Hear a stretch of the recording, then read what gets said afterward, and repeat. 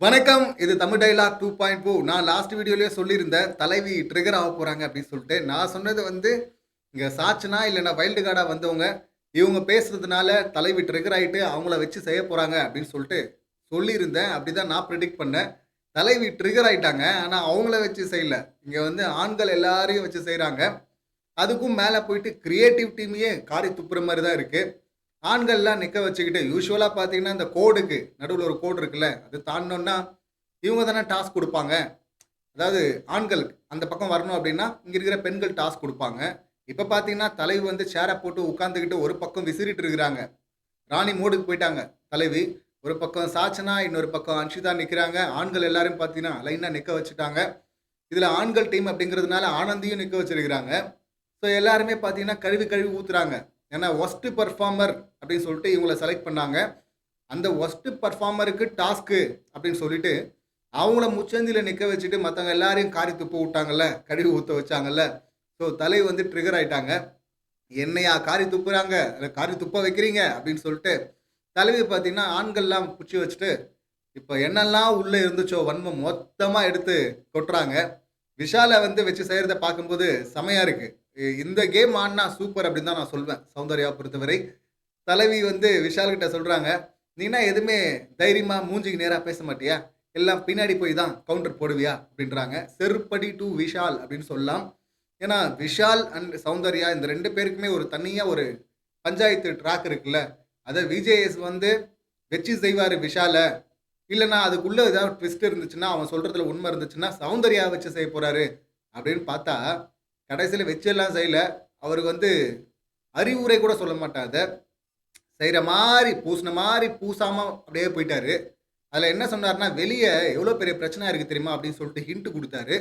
"மன்னிப்பு நீ ஒருத்தர பத்தி பேசின, தப்பா பேசின. தைரியம் இருந்தா நேரா போய் பேசு. அதாவது உனக்கு இன்னும் அது சரி அப்படின்னு தோணுச்சுன்னா, தைரியமா இருந்தா நேரா போய் பேசு. இப்ப நீ பண்ணது வந்து தப்பு.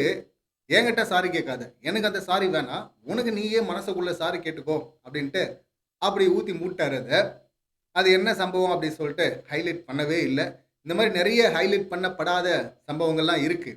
இப்ப அடுத்து ரயான் கிட்ட வராங்க. ரயான் கிட்ட வரும்போது தான் நமக்கு தலைவி என்ன பண்றீங்க? தெரிஞ்சு தான் பண்றீங்களா? அப்படின்னு நம்ம கேட்க தோணுது. ஏன்னா தலைவி வந்து ஸ்கூல் டாஸ்க் ஃபுல்லா அந்த 1 வாரம் ரயான் கூட தான் இருந்தாங்க.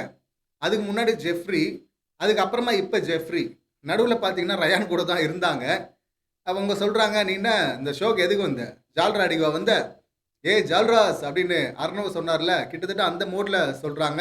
இன்னும் சொல்லப்போனா இவங்கள பார்த்து ரவீந்திரன் வந்து அப்ப சொல்லிட்டு போனார்ல முதல் வாரத்துல, ஸ்டேஜ்ல வந்து ரிவ்யூ பண்ணும்போது, "அ சௌந்தர்யா எதுக்கு வந்திருக்க? பெஞ்ச் தேய்க்கவா வந்த?" அப்படின்னார்ல. நான் பெஞ்ச் தேய்ச்சனா? அவரு பார்த்தாரா? அவருக்கு என்ன தெரியும்? அப்படின்லாம் அவங்க அப்புறமா கேட்டாங்கல்ல. தனியா புலம்பிட்டு இருந்தாங்கல்ல தலைவி. இப்ப அந்த மாரியான ஒரு விஷயத்த தான் எடுத்துட்டு வந்து அ ரயானுக்கு குடுக்குறாங்க. ரயான் கூட தானே தலைவி நீங்க சுத்திட்டு இருந்தீங்க. இவங்க 1 வாரம் அங்க ஜாயிண்ட் அடிச்சு சுத்திட்டு இருந்தாங்க. பல கிரிஞ்ச் எல்லாம் பண்ணிட்டு இருந்தாங்க. அப்ப அத பார்த்து கடுப்பான நம்ம ஜெஃப்ரி பார்த்தீங்கன்னா, "இவ்வளோ நாள் என் கூட இருந்துட்டு இப்ப அங்கயா?" அப்படின்னு சொல்லிட்டு தான் அன்னைக்கு நைட்டு மார்க் பண்ணார்ல. ஃப்ரைடே எபிசோடுக்கு முன்னாடி இந்த சாட்டர்டே எபிசோட் நமக்கு முன்னாடி பார்த்தீங்கன்னா, அங்க மார்க் பண்ணார்ல. இவரு, விஷால் எல்லாம் சேர்ந்துக்கிட்டு, அ இவரு வந்து சௌந்தர்யாவ நடிக்கிறாரு. விஷால் பார்த்தீங்கன்னா, ரயானா நடிக்கிறாங்க. 2 பேரும் கை கோத்துக்கிட்டு, அவர் மடியில படுக்க வச்சுக்கிட்டு, ஜெஃப்ரி வந்து ஊட்டுறது. "பிரெட் சாப்பிடு ரயான். ரயான் தான் என்னுடைய குளோஸ் ஃப்ரெண்டு" அப்படி சொல்லிட்டு சௌந்தர்யா மாரி இந்த கட்ட குரல்ல பேசிட்டு இருந்தான்ல. அவங்க ஒரு பாட்டு பாடுனாங்கல்ல, "ஒவ்வொரு பூக்களுமே" அப்படின்னு அந்த பாட்டையும் பாடுனான். மார்க் பண்ணான். அவங்கள மாரி டான்ஸ் ஆடுனாங்க, நக்கல் பண்ணாங்க. எல்லாமே பார்த்தீங்கன்னா, ரயானோட சௌந்தர்யா இருந்ததுனால தான். நம்ம ஏற்கனவே கூட சொல்லியிருந்தோம். ஒரு இடத்துல அவங்க 2 பேரும் சாப்பிட்டுட்டு இருக்கிறாங்க. சௌந்தர்யா தட்டுல தான் மிச்சம் இருக்கு. ரயான் சாப்பிட்டு முடிச்சுட்டாப்படி. சௌந்தர்யா எழுந்துக்கிற வரை எழுந்துக்க மாட்டார்ல. அவங்க ஒட்டி உட்கார்ந்து சாஞ்சுட்டு இருந்தாங்க மேல. அதனால அப்படியே உட்கார்ந்திருந்தும் பார்த்தீங்கன்னா, அத பார்த்ததும் ஜெஃப்ரி காண்டாயிட்டான். வந்து "எச்ச தட்டு, எச்ச கை காஞ்சிட்டு இருக்கு. போய் கழுவுடா" அப்படின்னு சொல்லிட்டு பிடி மாஸ்டர் ரோல் பண்ற மாரி சொன்னான். ஆனா உள்ளுக்குள்ள பார்த்தீங்கன்னா, இவனுக்கு தான் கடுப்பு அப்படின்னு நம்ம சொன்னோம். அன்னைக்கு நைட்டு தான் பார்த்தீங்கன்னா, சௌந்தர்யாவ இந்த மாரிலாம் நக்கல் அடிச்சுட்டு இருந்தாங்க. விஷாலும், இந்த ஜெஃப்ரியும். விஷால பார்த்து இவங்க என்ன கேட்குறாங்களோ, அது ஜெஃப்ரிய பார்த்தும் இவங்க கேட்கலாம்ல. கேட்க வேண்டியது தான். ஆனா இப்ப தான் ஜெஃப்ரி கூட சுத்திட்டு இருக்கிறாங்கல்ல, இப்ப கேட்க மாட்டாங்க. ஸோ அந்த குறும்படங்களையும் மறைச்சுட்டாங்க. இப்ப இவங்களுக்கு எதிரா இது வந்து இந்த குறும்படம் வந்திருந்ததுன்னா, சௌந்தர்யா தலைவிக்கு பார்த்தீங்கன்னா, சப்போர்ட் ஏறியிருக்கும். இன்னொரு குறும்படம் இருக்கு. சாச்சனாவோட சண்டை வந்துச்சுல்ல, அந்த மரியாதை சம்மந்தமா. அப்ப பார்த்தீங்கன்னா, "என்ன இனிமே நீ பேர் சொல்லி கூப்பிடாத அக்கான்னு தான் கூப்பிடணும் அப்படின்னு சொல்லிட்டு தலைவி அந்த சோஃபால படுத்துட்டு சொல்ல, சாச்சனா சரி, சரி அப்படின்னு இருப்பாங்க. ஆனா தலைவி ரயான் கிட்ட வெளியில பேசும்போது கார்டன் ஏரியால சொல்லியிருப்பாங்க, நான் வந்து அக்கான்னு தான் கூப்பிட சொன்னேன். அத நீங்கலாம் சொல்லக்கூடாதுன்னு சொல்றா அப்படின்னு சொல்லிட்டு அப்படியே மாத்தி உருட்டியிருப்பாங்க தலைவி. அது தலைவிக்கு எதிரா இருந்த குறும்படம். ஆதரவா குறும்படம் வந்தாலும் போட மாட்றானுங்க. எதிரா குறும்படம் வந்தாலும் போட மாட்றானுங்க. யார காப்பாத்த இதெல்லாம் பண்றானுங்க அப்படின்னு சொல்லிட்டு தெரியல. இவங்க காப்பாத்த நினைக்கிற அந்த லிஸ்ட்ல தலைவியும் இருக்கிறாங்களான்னு தெரியல. அது தலைவிக்கு தெரியாதுல்ல. தலைவி பார்த்தீங்கன்னா ட்ரிகர் ஆயிட்டாங்க.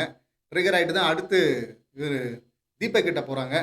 உங்க மேனர்ஸ் எல்லாம் உங்களோட வச்சுங்க என்ன. எங்களுக்கெல்லாம் அத அட்வைஸ் பண்ணாதீங்க. நாங்க எங்க மேனர்ஸோட இருக்கிறோம் அப்படின்னு சொல்லிட்டு சொல்ல, அன்ஷிதாலாம் சிரிச்சுட்டு போறாங்க. இந்த பக்கம் சாச்சனா சிரிக்கிறாங்க. ஏன் ஆண்களே சிரிக்கிறாங்க. "ஆடு மா ஆடு" அப்படின்னு சொல்லிட்டு. இதெல்லாம் பார்க்க சிறப்பா இருக்கு. இதுல ஒரு படி மேல போயிட்டு கிரியேட்டிவ் டீம் எனக்காடா என்னையாடா அப்படி வச்சு செய்றீங்க அப்படின்னு சொல்லிட்டு அவங்களையும் காரி துப்புற மாரி இருக்கு. கிரியேட்டிவ் டீம் அவங்க ஆண்கள மட்டும் துப்பல, உங்களையும் தான் துப்பியிருக்கிறாங்க. உங்களுக்கு இந்த தர்ஷிகா சொன்னாங்கல்ல, மானம், ரோஷம்லாம் இருக்கா அப்படின்னு.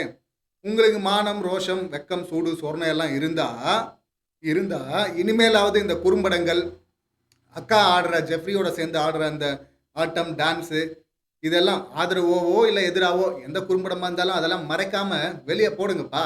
அப்பதானே மக்களுக்கு எல்லாம் போய் தெரியும். வெறும் சோசியல் மீடியால ஆக்டிவா இருக்கவங்க மட்டும் பார்த்தா எப்படி? அது இல்லாம டெலிவிஷன்ல பார்க்குற கோடிக்கணக்கான மக்கள் இருக்காங்கல்ல, அவங்களையும் போய் சேரணும்ல. தைரியம் இருந்தா இல்ல தைரியம் இல்ல. விஷால பார்த்து இவங்க தைரியம் அப்படின்னு கேட்டாங்கல்ல.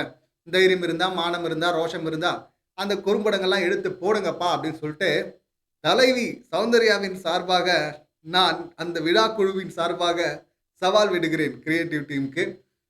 சம்பவம் பண்ணியிருக்கிறாங்க சிறப்பா. நெகட்டிவ் மோட் இப்படி போனாங்கன்னா, இதுதான் ஒரிஜினல் சவுண்டு. இன்னசென்ட் அப்படிங்கிறது கிடையாது. அடுத்து யோசிக்க எனக்கு வராது அப்படின்னாங்கல்ல.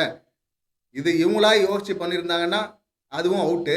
இல்ல வேற யாராவது சொல்லி பண்ணாங்கன்னா, அப்ப இதுதான் ஒரிஜினல். சொர்ணாக்கா மோடுக்கு போயிருக்கிறாங்க சவுண்டு. இந்த மோட்ல ஆடுனாங்கன்னா கண்டிப்பா ஃபைனலிஸ்ட் அப்படின்னு சொல்லிட்டு நாமளும் சொல்லுவோம். ஆடுறாங்களா இல்லையா அப்படின்னு சொல்லிட்டு வெயிட் பண்ணி பார்க்கலாம். இதுக்கான ரியாக்ஷன்ஸ் கண்டிப்பா அங்கிருந்து வரும். விஷால் ஏற்கனவே 1, 2, 3 முறை சௌந்தர்யா பத்தி சொல்லியிருக்கிறான். தப்பா ரெஜிஸ்டர் பண்ணியிருக்கிறான். இப்ப 4வது முறை நிச்சயமா பண்ணுவான் அப்படின்னு நினைக்கிறேன். ஸோ வீக்கெண்டுக்கான ஹெவியான கன்டென்ட் வெயிட்டிங் அப்படின்னு தான் சொல்லணும். இந்த சம்பவங்கள நீங்க எப்படி பார்க்குறீங்க? உங்க கருத்து என்ன அப்படிங்கிறத கமெண்ட் பண்ணுங்க. மீண்டும் அடுத்த வீடியோல சந்திக்கலாம். நன்றி, வணக்கம்.